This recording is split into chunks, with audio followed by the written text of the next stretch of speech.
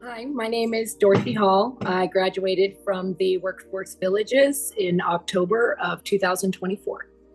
When I walked out of the gate, I was wearing somebody else's clothes on my back, no idea who, and I had a $200 debit card in my pocket, and that was it. And I had been spending the past 2.5 years without a single choice available to me.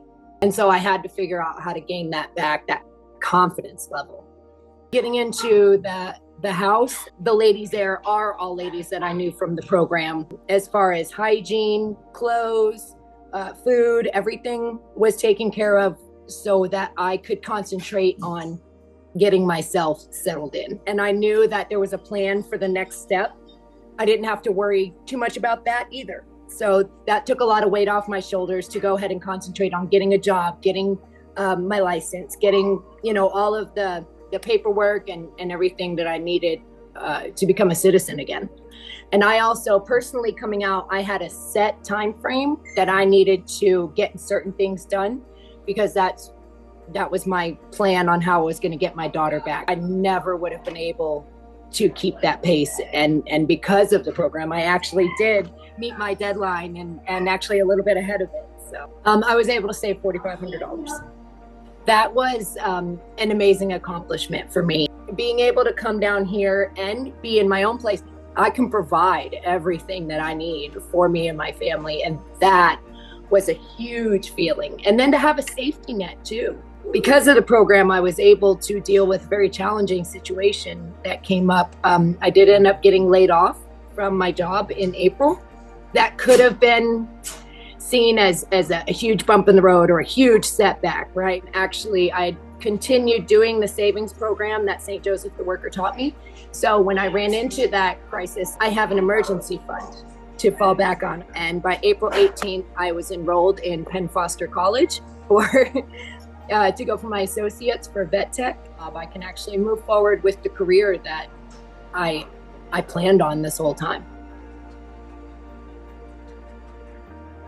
Update on work. So I was able to take that breathing room, right, that we had spoke about and not rush into another job. So I've been going to school, getting straight A's. I've got a 4.0 and I am now working remote. I work out of Florida and Texas and I'm selling solar as a service. The company is up and running and doing absolutely amazing. And I'm looking at the potential of being able to make close to 100 grand a year. I got to throw Pebbles at her 5th birthday party, and it was literally her debut to all of my friends and family and support system.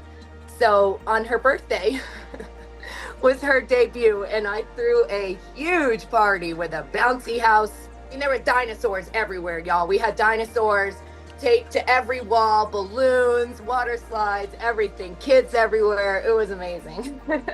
Get to experience all of these little things as brother and sister, whereas this whole time they've had to experience life separately without each other to lean on. So that's what means the most to me right now, transitioning Pebbles back into my home as well, is that my kids get to figure out what it's like to be a brother and sister while I figure out what it's like to be a mom. With the mindset and the preparation, the proactive moves that you guys have taught me to make, it gives you more options. You don't have to rush to a decision out of necessity. You can make that decision based on what's best for the family. So after I finished St. Joseph the Worker program, I transferred right over into the VA program. So it was a continuation of what you guys were doing for me. I was able to do that with them. So thereby extending the help that I needed while I get my feet underneath me. And now that now all that's starting to come to fruition. So on behalf of veterans who have needed help, I would love to thank the Bob and Renee Parsons Foundation for sponsoring the Workforce Villages and for supplying all of that help that we need in order to better our lives. It's made a world of difference.